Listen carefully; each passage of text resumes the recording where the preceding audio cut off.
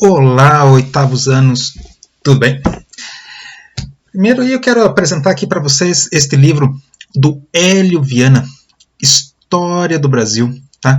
É um dos livros aí que eu uso aí para produzir as nossas aulas. Boa parte do que vocês estão recebendo aí é com base neste livro e também outros livros aí. Beleza, galerinha? Só aprende história quem lê, não esqueçam disso. Abram os livros e leiam, busquem livros e leiam. Então vamos aí ao tema do dia. A proclamação da independência, os primeiros momentos, a consolidação da independência do Brasil. Tá? Então, os primeiros momentos do primeiro reinado de Dom Pedro I. Primeiro. Então vamos lá. Dom Pedro proclamou a independência em 7 de setembro de 1822 e logo em 12 de outubro daquele mesmo ano, 1822, ele foi então coroado aí, imperador e protetor aí do Brasil. Né? Apesar de ele já estar aí com a coroa sobre sua cabeça, a soberania nacional ainda não era reconhecida, nem internacionalmente e nem mesmo dentro aqui do nosso próprio país.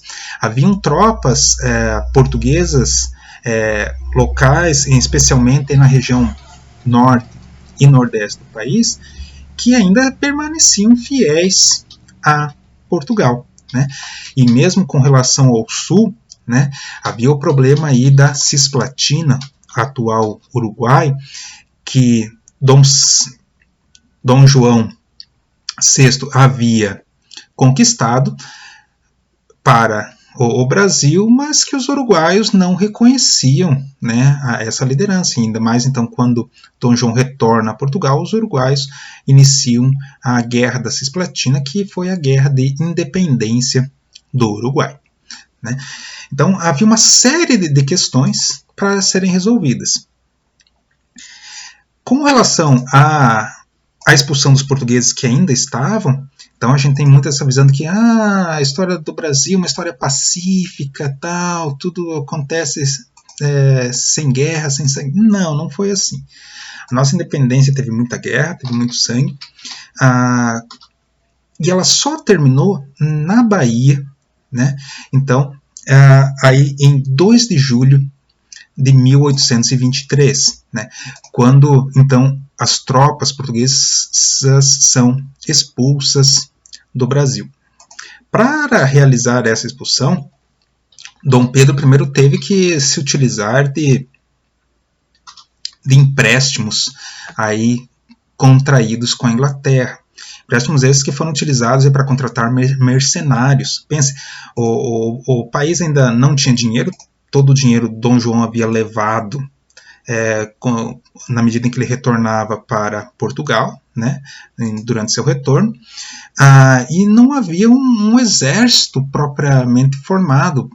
Algumas tropas permaneceram fiéis a Portugal, outras acabaram aderindo à independência, mas não havia um contingente suficientemente forte para combater. Então, Dom Pedro I teve que contratar mercenários. Né? Um mercenário é um soldado que mata, que trabalha por dinheiro, né? Não tem bandeira. Né? E foi essa alternativa que ele teve que fazer. E aí nessa batalha da Bahia, vale destacar aqui sempre a figura aí, né, de Maria Quitéria, né, que foi uma heroína. Né? Ela pensa numa época em que as mulheres não podiam nem sequer mostrar os seus cabelos soltos pela rua. Ela acabou se vestindo,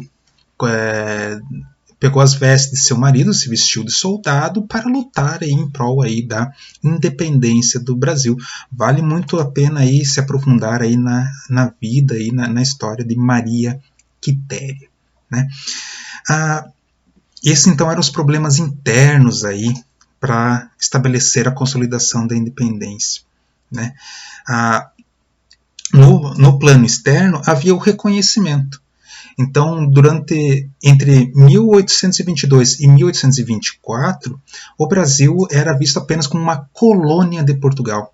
O primeiro país a reconhecer a independência brasileira foi os Estados Unidos da América, justamente naquela ideologia que havia na época, América para os americanos. Então, os Estados Unidos, por ter atingido recentemente a sua independência, estimulava a independência de outras colônias aí no continente americano, né, se firmando aí contra a Europa, né.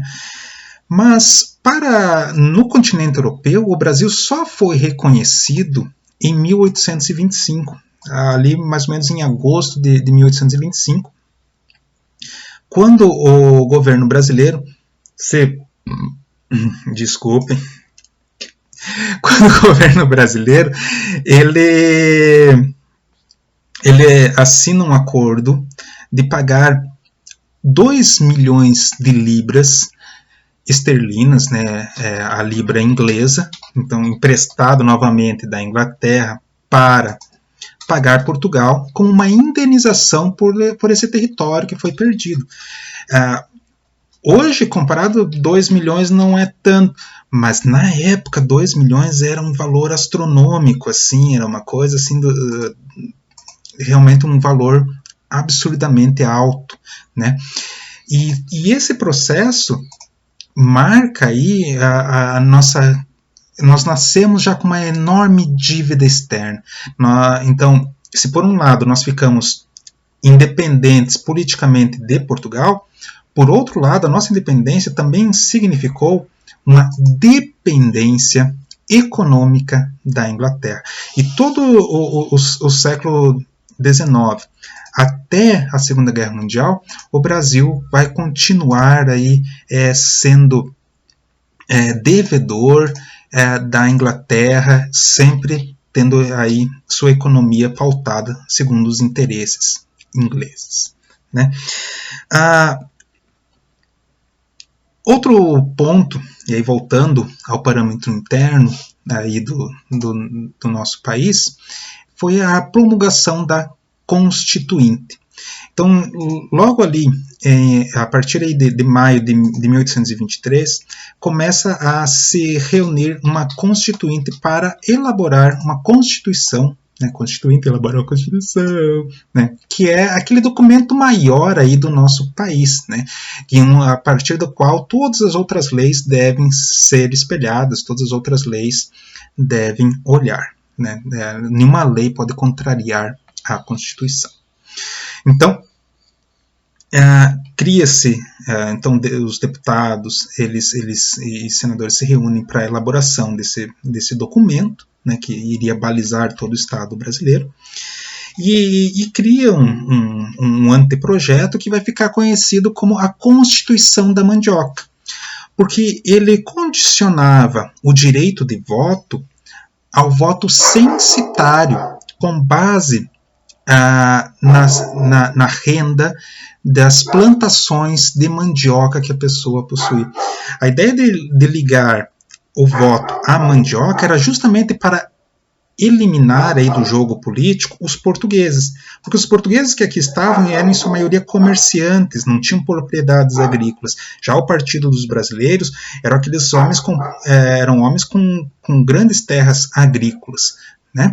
Então era uma forma de condicionar isso, né? Ligando o dinheiro e a renda, né?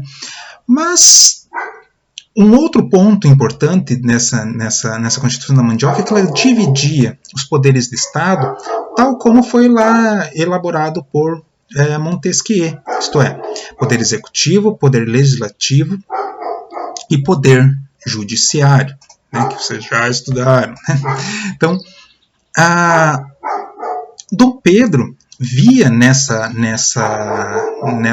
anteprojeto, na Constituição da Mandioca, 2 graves problemas. Primeiro, ele era filho de português, ele tinha amigos portugueses, ele não queria uma inimizade com o chamado Partido Português. Embora ele fosse imperador do Brasil, ele não queria problemas com os portugueses que aqui estavam, né? Então, de certa maneira, ele acabava querendo manter os interesses portugueses. E um outro problema, ainda mais central, era a divisão em 3 poderes. Porque essa divisão criava um sistema de pesos e contrapesos em que uma decisão do executivo, então uma decisão do imperador, teria que ser discutida com o poder legislativo, com o Senado e com a Câmara de Deputados. E Dom Pedro I não queria isso. Ele queria ter poder. E para ter poder, então, ele cria um quarto poder. Ele cria o poder moderador. Então, através do poder moderador, ele podia vetar, ele podia anular qualquer decisão dos outros poderes. Então, se o poder legislativo tomasse uma decisão, ele a qualquer momento poderia ir lá e acabar com aquela lei que foi criada pela Câmara, seja pelos deputados, seja pelos senadores. Se um juiz tomasse uma decisão pela condenação de algum amigo de Dom Pedro, ele podia lá a qualquer momento ir revogar aquela decisão. Se um de seus ministros aí do Poder Executivo, né, tomasse uma decisão, ele podia ir lá e revogar a qualquer momento.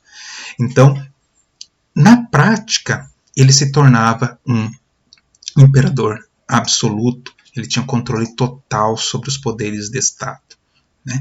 Então, e como ele queria isso, ele fecha a Constituinte, manda prender uma série de deputados e se fecha em seu gabinete, e alguns dizem que até mesmo a seu próprio punho escreve, né? Provavelmente não foi a seu próprio punho, né? Mas ele escreve então aí a Constituição de 1824, que foi a Constituição mais duradoura da história do Brasil, né? Que foi a Constituição aí que só terá término aí com a proclamação da República em 1889, né?